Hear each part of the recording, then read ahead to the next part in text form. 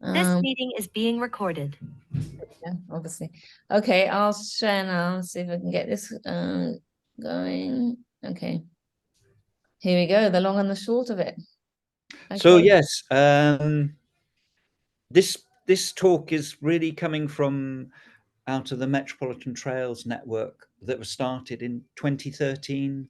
Well, before that, obviously, it's a long story, but the actual project was launched as part of the Capital of Culture in Marseille.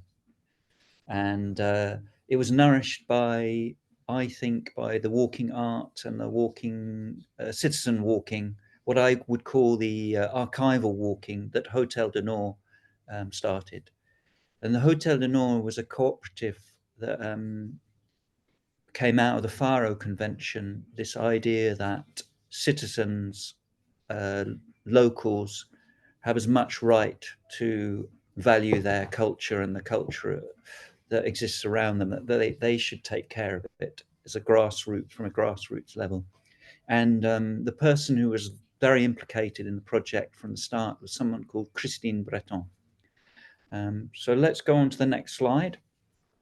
So this is the grand project that came out of it. But you will see at the bottom of Marseille Bureau de Guide, you have all the different projects have been hosted. And the last one is the Hotel du Nord, discovering Marseille by the north. So why Hotel du Nord in the north? So in Marseille, like a lot of cities, a lot of big cities, it's divided. The north is the poor part of Marseille. It's the part of Marseille that is considered literally a no-go area for some people. People don't go there. It has very poor public transport. It's a very divided, contested part of the city. There are lots of problems. There is ghettoization and various things which in France they find it difficult to confront. But Marseille is on the front line of that. And the citizens and the people involved, particularly Christine Breton, that was their politics. And she was employed by the city to open up the archive, look at the archive and talk about culture in the north of Marseille. And she decided to literally, I don't think she called it at the time, but it's like walking the archive. She decided to go with material that she had found in the archive and share it with the local community, but through walking communities, citizen walking communities. And this came out of the Faro Convention. So what we're looking at here is in a way what I would call the outcome of that, the long outcome of that one thread from the walking artist part. So there were walking artists who were involved, but they were actually, not many of them were from Marseille, I would say. They were mostly outsiders and strangers who were living in Marseille and using walking as a tool in their art practice. And so the Bureau de Guide that came out of the project, the GR2013, this 450 kilometer trail, which goes, if we go to the next slide, can we go to the next one? So what I'm talking about is that to come back to these two things, that the Hotel du Nord and the walking and the citizen walking that was happening there nourished the project, which became the Metropolitan Trails. And this then, because it was such a success, this project for the Capital of Culture, it's one of the only projects that still exists really alive on the ground, and it links up because it was a capital of culture that was not just about the city of Marseille. It was about the region and linking up Aix-en-Provence and the metropolitan area. There was a lot of politics involved. And of course, it was all about many other things. But this project really problematized and looked at those things and said, really, what are the things that are going on? What should we be taking care of? Talking to the actual local communities rather than imposing something from outside. And of course, walking as a tool to examine and expose the terrain is a wonderful kind of simple tool. For instance, to be able to take I mean, they took elected officials who had never been to parts of Marseille on a walk, let's say, one time because of making this project. People who would just be in their cars, they would never get out in a certain part of the city, and to actually have to be there and to see, to feel it is quite a powerful tool. It seems like nothing, but it can be quite a powerful tool. I would say that. So then the next one, so this is, if we go to the next slide, we've gone back, where are we? Oh, yeah. Are we on the, which slide are we on? The map of Marseille, GR2013 Marseille, Provence, the capital of the culture, 2013. Yes. So this was the grand project that came out of the what I would call the more grassroots stuff. That there's a concurrence between these two things, and the local community citizen work has been going on for 30 years, let's say. It's 30 years of activity. It's that long. And so the artist walkers who were attached, who made, so this trail is the first national trail in France that went through officially through an urban area, because all their national trails normally go through natural environments, landscapes.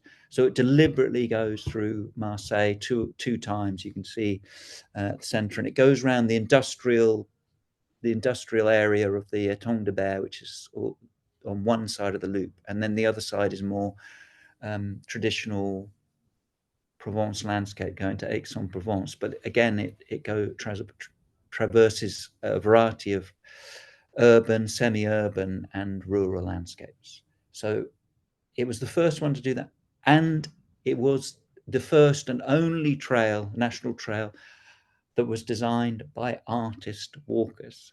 So that's the important thing. So it's a walking art project, the whole trail. And the reason why it goes through the places it does and it takes the routes it does, because it's sometimes very tricky and kind of funny the way it traverses space in the city. It's kind of playful sometimes because it's trying to loop its way through all this kind of difficult landscape. Is that it was made by artists, or artists were involved. I mean, it's a very long story, the way you make a trail like that, but this is the story. So the next slide, the Faro Convention. This is the convention on which Hotel du Nord was founded, and all the activities that they work on. It's actually only a very small number of organizations in Europe are signed up to it, but it was created in about, I think, about 2000, around 2000, or just before. No, yeah, before the millennium, in the 1990s. In Faro, they wrote it up in Faro in Portugal, and it's about taking care of our common culture together from a grassroots level. And this really is what the Hotel du Nord does. And if you were to click on these things, the hospitality, there's a whole load of walks that they offer. Can we go to the next slide? Sorry, we're doing it old school. Thank you.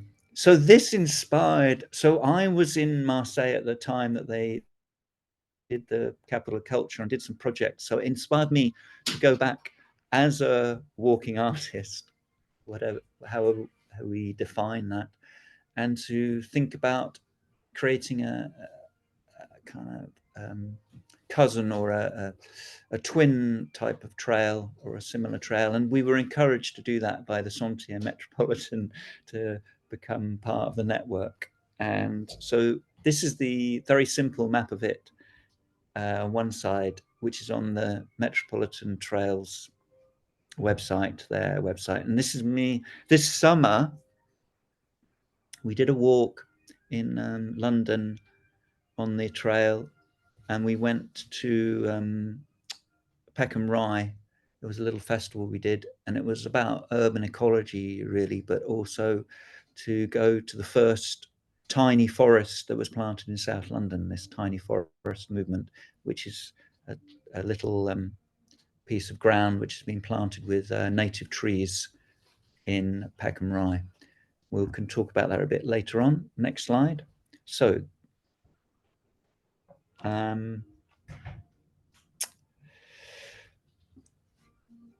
this is just a slide of the Inspire London Trail developing over some time, and to see that it's, you know, it's like it's a story in itself. But we haven't got time to talk about that now, but just to share this idea that there are other kind of artist design trails, long trails being designed as we speak. Next one is yeah, so we're back in Marseille now, back to Marseille. Why walking, why art, how does that build or implicate community? It's a big question. What do artists bring to communities and to building communities? It's a large question, and it's a complicated one. In Marseille, I've been privileged and lucky to be involved with the Hotel de Nord walks, and some of the walks that the Bureau de Guide have done, and the way that they weave together different communities.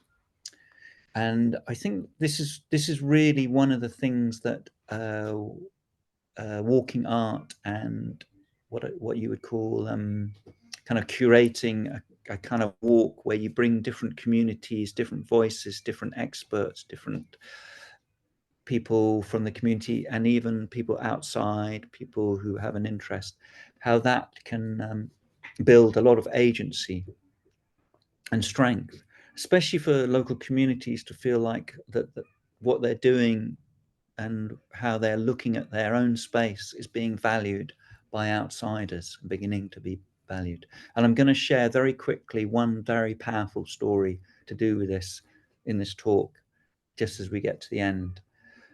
But the question is really the idea of when we walk and pass through, especially in an urban trail, but any trail, we're just passing through. But how does that relate to dwelling in or inhabiting the city, which is a question that we're all having to face more and more as we move into a post-natural, you know, climate crisis world.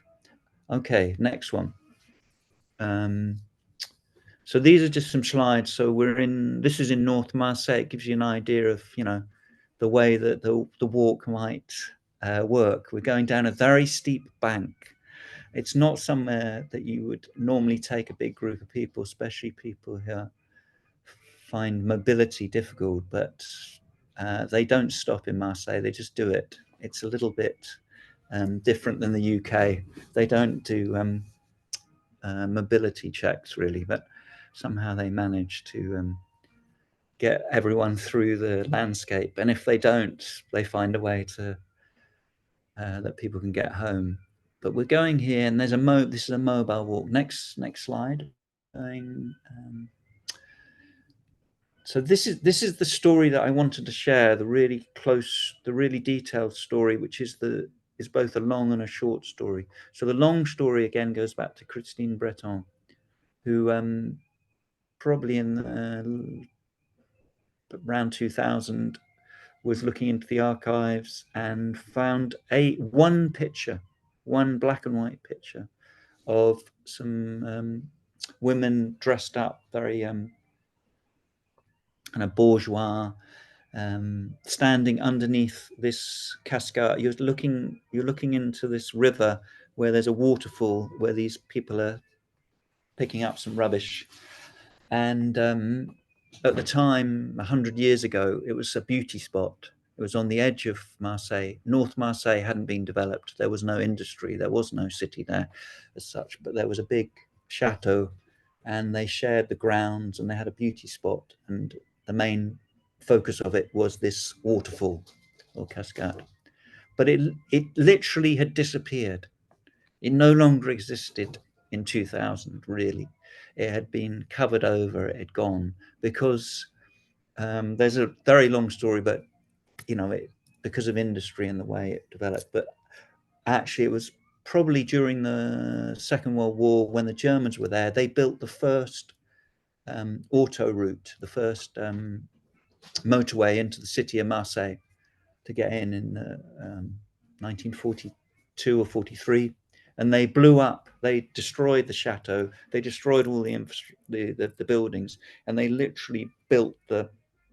So it's difficult to see, but it's very, very narrow here. It's a very narrow valley that's like a cliff, like a canyon. And through the valley, the actual river now, the walk is, or if you were to walk along it, is the road, is a motorway, is like a big road just coming in. It's a stream of traffic, and you just hear the stream of traffic going along. But underneath it, still flowing a bit, is the river. You can still get to it. So they found a way. So next slide. So these are the. So you saw in the slide before.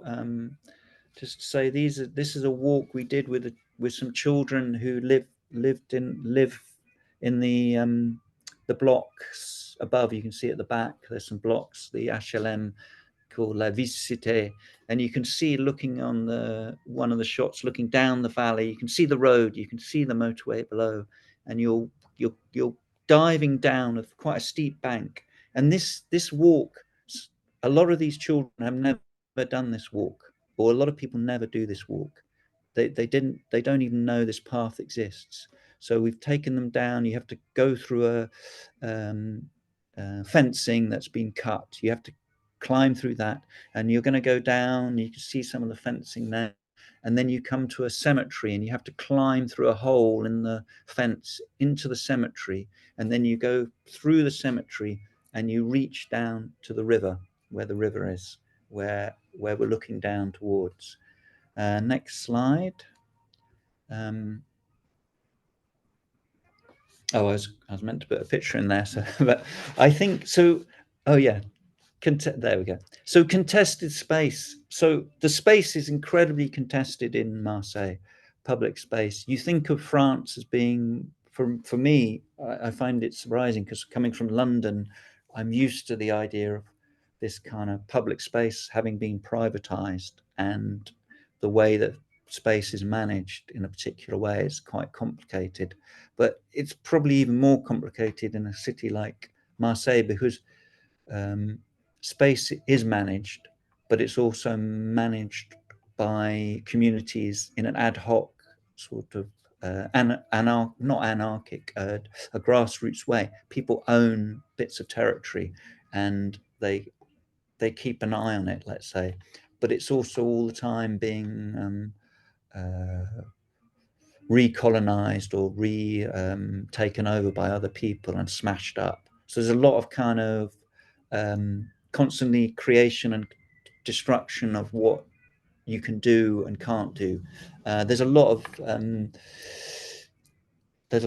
kind of violence and things being burnt, and yeah, it's quite a contested space, especially in North Marseille. And you wouldn't ordinarily walk through a lot of the places that the walks take people, partly because they're quite difficult terrain, but also because of the feeling that you shouldn't be there, or you're it's not your place to be there. There are lots of kind of feelings around where you should be and shouldn't be. So these walks are about giving community. So you'll see here, this is a community. We're looking at this page. This is the community of children who live in the most notorious housing estate in North Marseille, which is called Castellane, which is kind of run by the drug traffickers gangs. So it's very difficult to go in and out very easily with things if you think you're going to do something. But this is these are the women who live there and some of their children, and there's a project supported by different groups to create a adventure playground, or to use the space for the children to play in outside. And there's a garden, but it's often being destroyed, everything, so it's temporary. But what happened is this group has been linked up very strongly with the Hotel de Nord and the walking. So they're now able to come with the children to walk across the city, to link up different spaces and to re-inhabit and reoccupy their city and to make it feel like it's theirs again, and they feel safe in the city and they can enjoy it, because it's a very difficult city. There's the traffic to start with, which is difficult to navigate, but there's all the issues around safety and violence, I suppose, that people have, and most of it is fear. Almost all of it is fear. So when you can find structures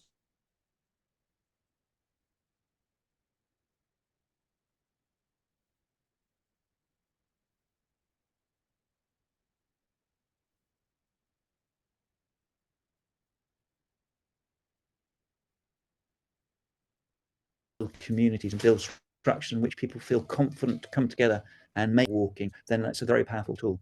So yeah, so we're in the contested space. Where are we now? Have you? Oh no, sorry, I'm lost. I've got. Are you able to change the screen, Ali? Next slide. Oh yeah, yeah. Keep going. Oh yeah, yeah, yeah. You were there. Yeah, yeah, yeah, yeah. Yeah. So sorry. Yes. So we jumped over. So we jumped. So this is you can imagine. This isn't exactly the same group. It's a different group. It's the same people. Some of the same people are there. So they've walked from the housing estate now to this other space. This is a contested. This is a private piece of land which a landlord who has the containers at the back of the port has owns but isn't used. So the locals have started using it as a park, and now it's going to probably become a park. But the reason why it kind of has become visible is because of the walking projects, the walking art projects. So they're taking people from Castellan doing the Terran, the adventure playground work, because it was kind of safer and more fun to come to this place to make things like cabins and play with the kids. Then there were walks to bring people to Miramar to share this space and to say, look, we need more space like this in the city. We need to link up these spaces and we need to take care of them. And so, next slide.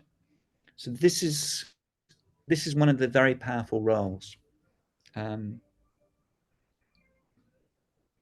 I think the thing that's very important about the story I'm sharing, I'm a complete outsider and I've come into it quite late on, but I've been involved for 4 or 5 years.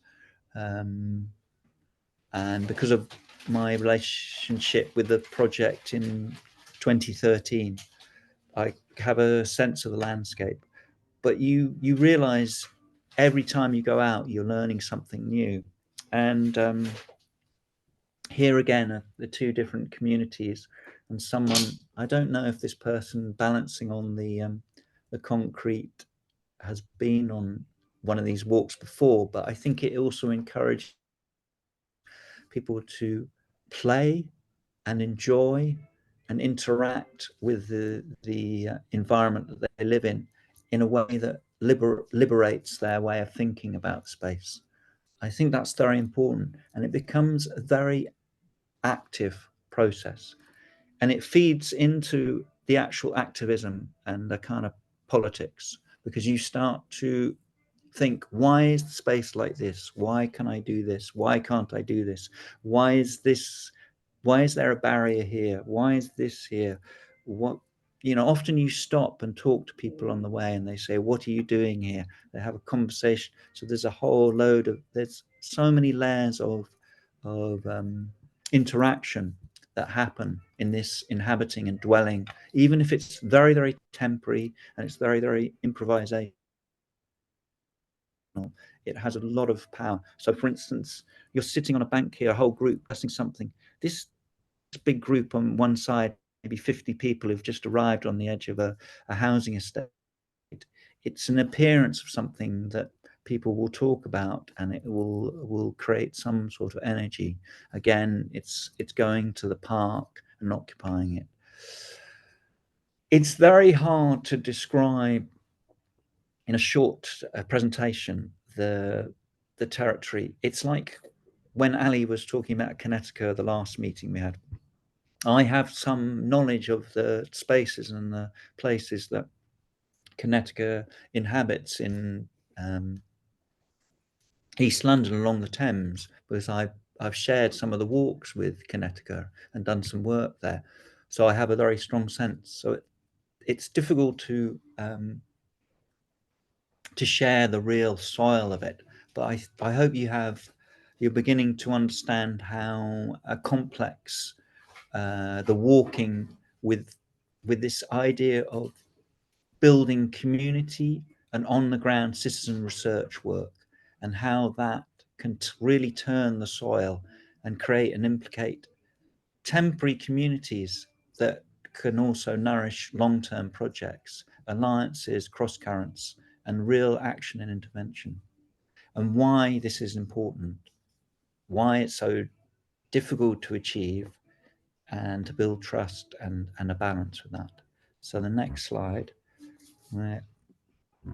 there we go. We're just walking. That's, I mean, I have so many pictures, but this is interesting because you've got the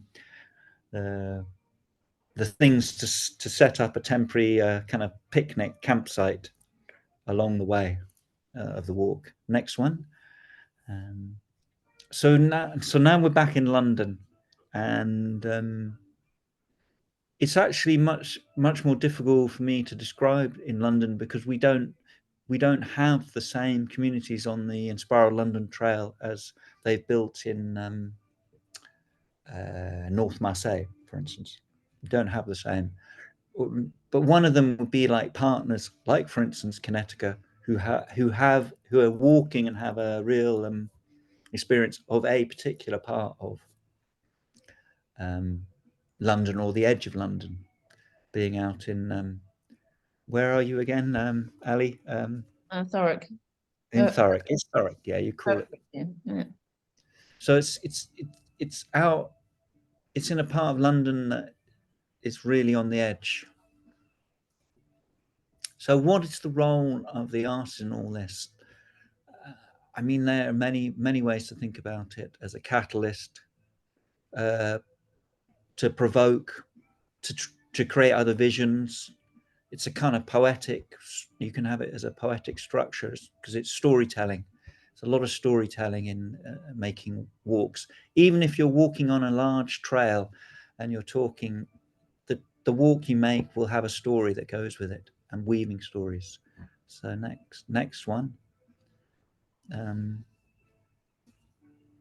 the next one, I think we don't need, this is yes, public footpath. So it's also about what I'm sharing today is also about the complexity of creating what you would call public infrastructure of trails, which I guess the World Trail Network is really focused on. And this idea that the trails are actually just conceits. They're quite porous, and they can be kind of broken up and dissolved and recreated in other forms, because the infrastructure is not fixed as we think it is. Often, for instance, the GR2013 in Marseille, a lot of the parts of the trail that were being marked no longer exist because things are being built. The city's changed. You can no longer go the way that it was originally marked out. That happens less in a rural trail, but the same thing happens. It's mutable, the landscape. Next one. So we become more and more aware of it, especially the experience we shared as walking artists in London of the mutability of the space, the contested nature of space, but also the rich possibilities and diversity of possibilities that the walking through the landscape together offers us in thinking about different futures, in thinking about different alternative ways of being in the city, of inhabiting the planet, literally. So next one, big themes. Next one. So I think we started in London. I think we built up with the people who've been involved. It's just by osmosis who gets involved. We built up, I should say, 4 or 5 different really particular ways of walking through the landscape on the trail. One of them here, we're inside London Bridge Station. This isn't actually on the trail, but this is a project that was done with Sound Camp. We've been doing a lot of work with Sound Camp, and it's about this sound ecology, which is a very particular area of sound and sound walks.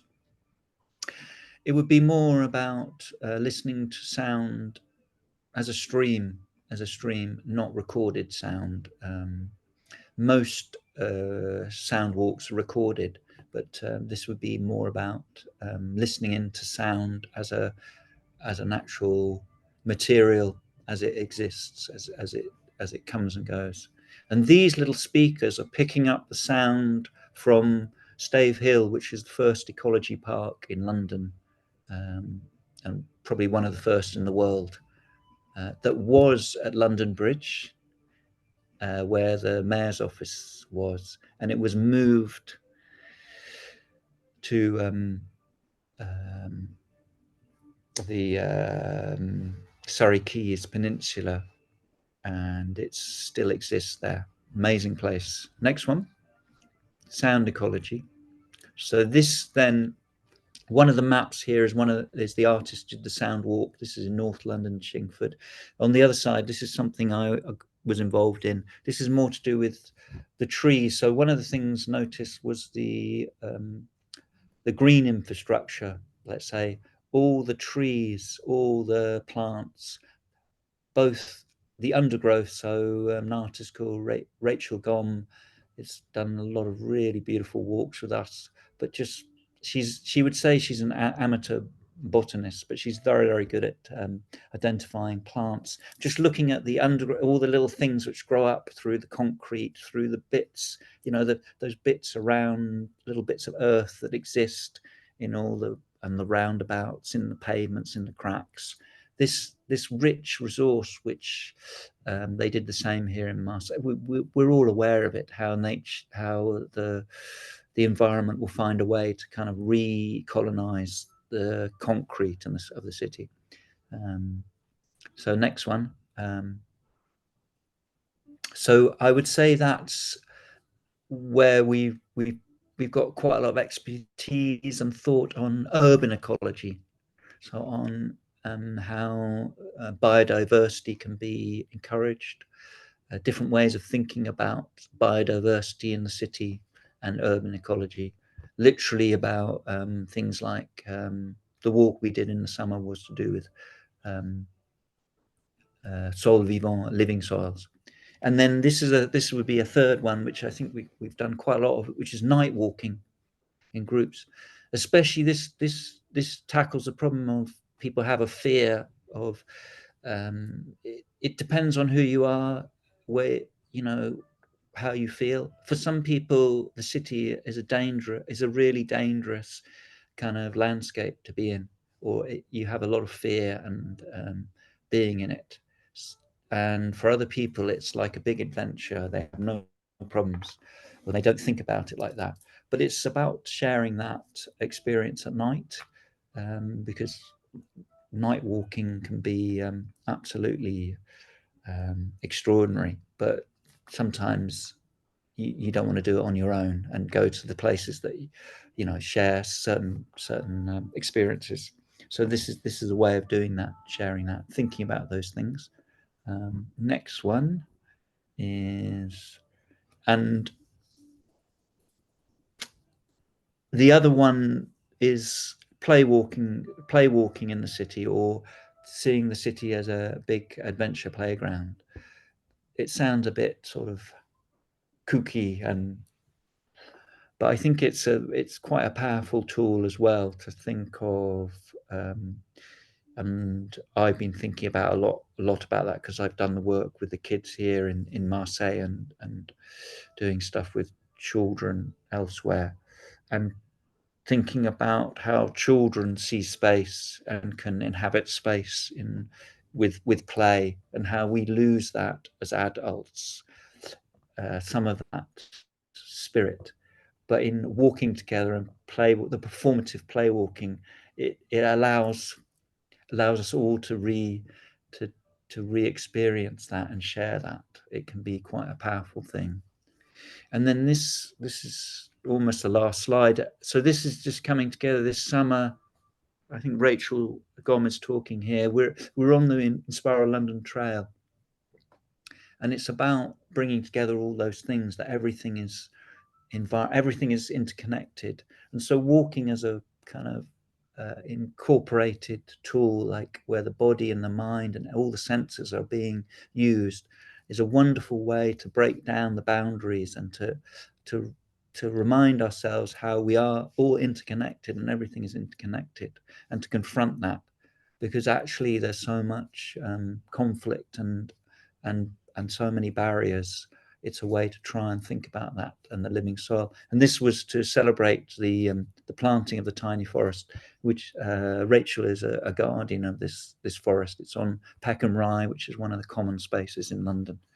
And I think one of the things that walking and being in space in groups really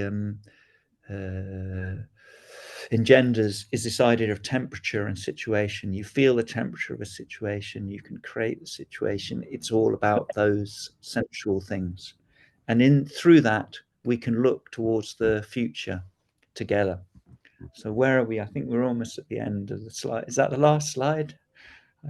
Oh no, yeah, that's just silly. That's lying on our backs looking into the future. I think that's it, really.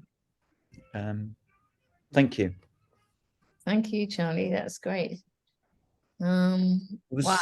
I hope it was a bit of a ramble, and I don't know. I hope the images did bring alive some of the material. I had 2 films to show, but it's too complicated and not enough time. But I can share some more material with people if they're interested. Yeah, there's an awful lot of material you can find on the Hotel du Nord website, on the Bureau de Guide. There's an awful lot. I mean, it is mostly in French, but that's interesting to look at. Yeah. Well, thank you very much, Charlie. That was really a fascinating insight. And I liked jumping from London to Marseille and back, and thinking about the urban landscape. So we've got 15 minutes for questions, chat. So if anyone would like to kick that off, I'm very happy.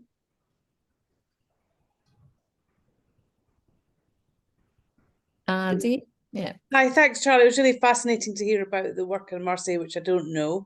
I guess I'm very interested in those tensions around territory, and the multiplicity of those tensions, really. And how, as an artist in this context, you were negotiating that, particularly as an outsider, the sort of territorialization. And I guess, like, what's left when, there's that safety in the group, I guess, and it sort of feels like there's a framework around it that maybe separates it from the everyday, which maybe implicitly gives it a degree of safety that might not be there otherwise.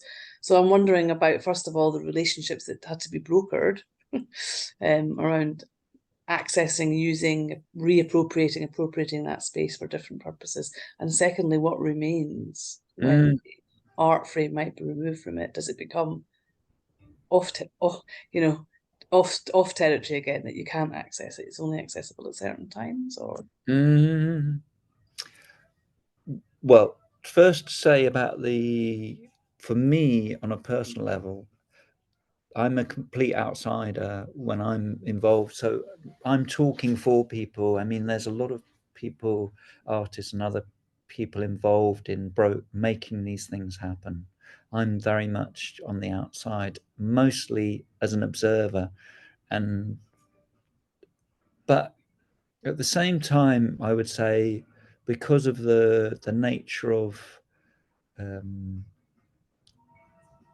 the experiences of walking we might have, I bring something, and so it's this sort of improvisational, performative, to just it be enjoy and be a bit of a trick, a little bit like a trickster in the space, and that encourages other people, I suppose, just to think like that. That's the only thing I can, on a personal level, I can bring to Marseille. In London, it's slightly different, but it's still the same, really. You're still in that space. In terms of what happens to the frame, or what happens when you disappear or you're no longer there, I think in the case of Marseille, because of the Hotel du Nord, so this talk is really about urban space, but I think also about community, maybe a bit more than, because we did talk about it a bit last time, and we will probably talk about that. So there's the walking artist community, let's say, that want to be involved in for instance, the World Walking Trail Network. It's a slightly different constituency from, let's say, a community of walkers who are just want to do long distance walks, or different communities. So there's all these different communities consuming, let's say, something like a trail, whereas the communities that are built up with the walking as a way of working, somewhere like North Marseille, it's absolutely nothing to do with building a kind of fixed infrastructure as such. It's not about building a kind of trail as such. In fact, a lot of the work that the Bureau de Guide and also the Hotel du Nord do, which you might think it is funded from this kind of big walking trail, the GR2013. It gives it the context, the frame, but actually it has nothing to do with that, really. It's built from the community action and the community activity and the citizens. So literally, most of the walks and most of the projects that keep going, it's because they're self-generated through the community action. So there is art involved sometimes. So I'm doing an art project on the river, for instance, and there are other artists doing projects on the river where the waterfall was found. But this is not, how can I say it? Yeah, it's not the reason the work gets done, I suppose. It's another thread that's woven in. But the other thing I was trying to maybe talk about today, which I'm not clear about, is what is the role of the artist in this weaving together. I think it's incredibly powerful.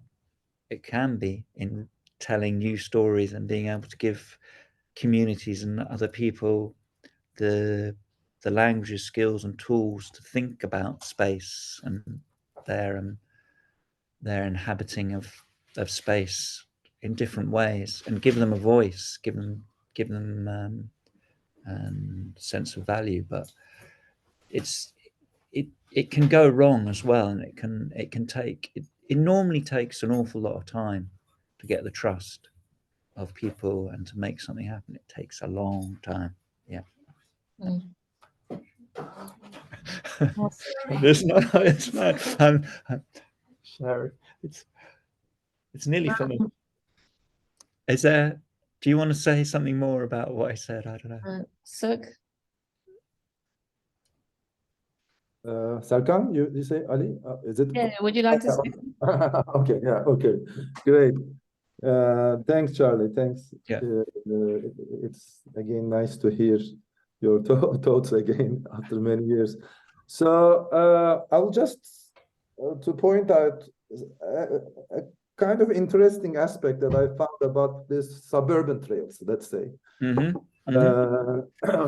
I mean, and just starting with probably to give this kind of the position that I have, because to summarize, like Charlie have done, have realized this suburban walking trail inspired by GR2013 in Marseille. I am in a similar position also, like having met with the guys in Marseille in 2013, approximately the same years with Charlie, and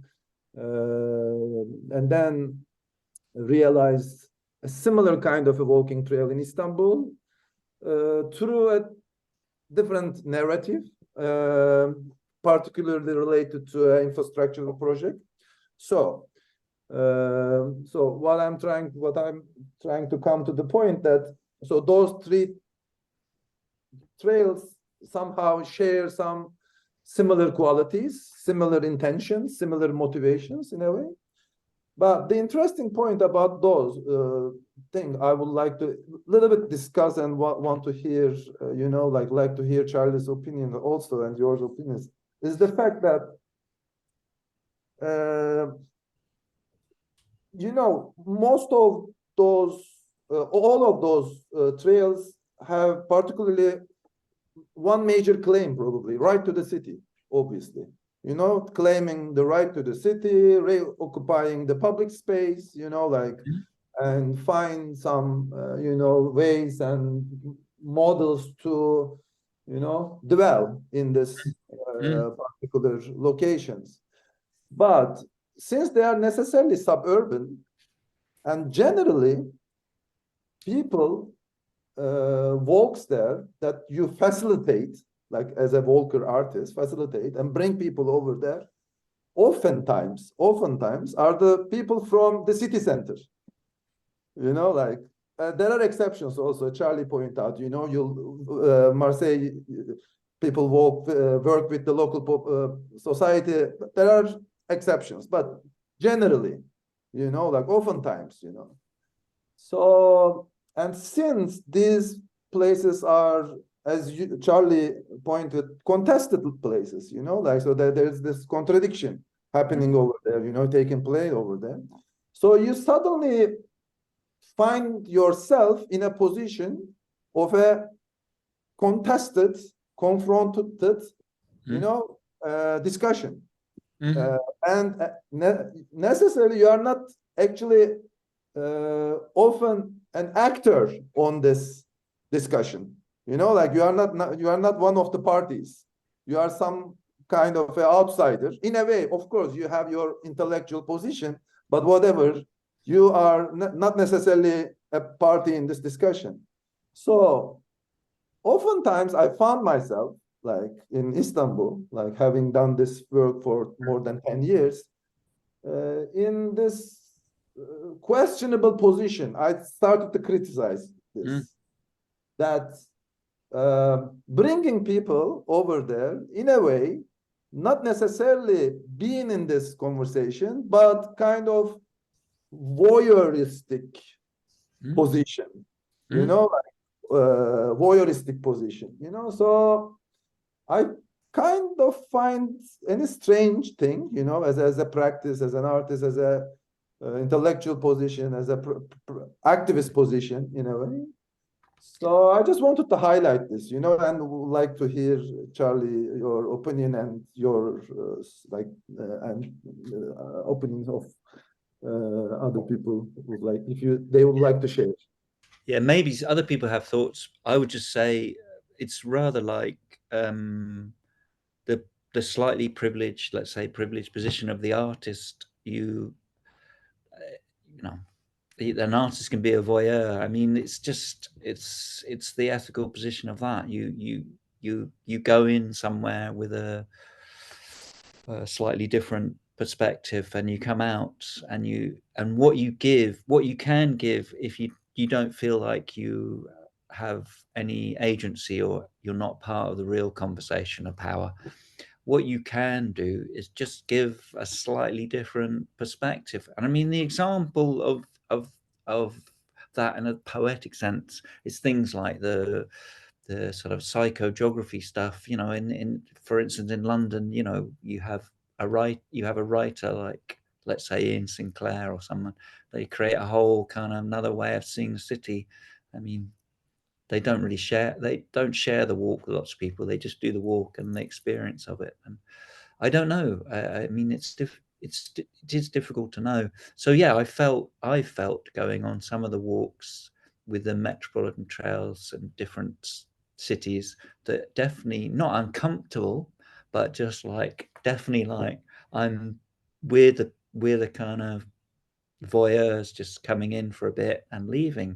And it's a question. It's a question always, especially if it's about contested space. But we're all only we have to find our own balance with that, I suppose. How comfortable. Yeah. Add in now then. So I think this is really interesting, because I think and this is maybe why this seminar series is interesting, because we can refer back and forward and look to each other's practices. So obviously last time I talked about how T100 developed, which is clearly was with the community really, and it was about finding out about the community with the community and sharing the stories. I'm going to be probably interested to see if Joan's going to jump in a minute, but you know, so we're now going into our 10th year, and you know, Joan has led walks for a very long time, and we have led the walks, and there was only so many walks you can do when you've walked 100 miles around Thoric, so you inevitably keep going back to the same places. So you know, I'm now really encouraging us to think about who else do we invite in to lead those walks, and offer us a different perception. And actually, Charlie, I'm going to be borrowing some of your artists that we've inspired. So, you know, I've been on some of the Inspiral walks. So it's about, and I think the strength that we might have, not saying we don't know yet, but is that we've got our local communities and our local walk leaders like Joan and Leslie, who know that very well, that we can then, what we're doing is inviting JD Swan to come and devise a workshop around the RSVP Rainham Marshes. So last year we did it with the guides from the Rainham Marshes. We did a dawn chorus walk. I wasn't there, but I heard that it was fantastic, just listening to the birds. And now we're going to layer that on, but it can be hosted by us. So we can host it and therefore facilitate the space for JD Swan to come and play, if you like, and offer our local people something completely different. So it's like, oh, we're going to go to the Rainham Bird Marshes, and it's not going to be like it would be, if, you know. And so and then I was actually really interesting that you reminded me about Rachel, because I thought, that might be another really good connect, because we want, this year it's T100 Goes Wild, and we want to identify species in the landscape.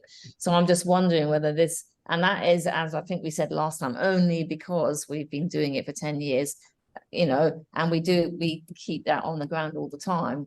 So we're here all the time. Then we can bring, and I'd like to play with that and bring, you know, these, you know, could be quite left field. Certainly JD Swan will be, I'm really quite excited to see what will happen there and to see how that works with our local community, because it will certainly give a twist on the kind of walks we've done before. I don't know. Just to come in there, so Ali's talking about an artist we've worked with a lot, and it's one of his personas, JD Swan, is that he's an ornith philosopher. But actually, yeah, I mean, through doing the Inspire London walk, talking about our community, we've got a small community, which is the small community of walking artists and other people who I would call inspirers. But it's just a small one. It's like 20 or 30 people, really.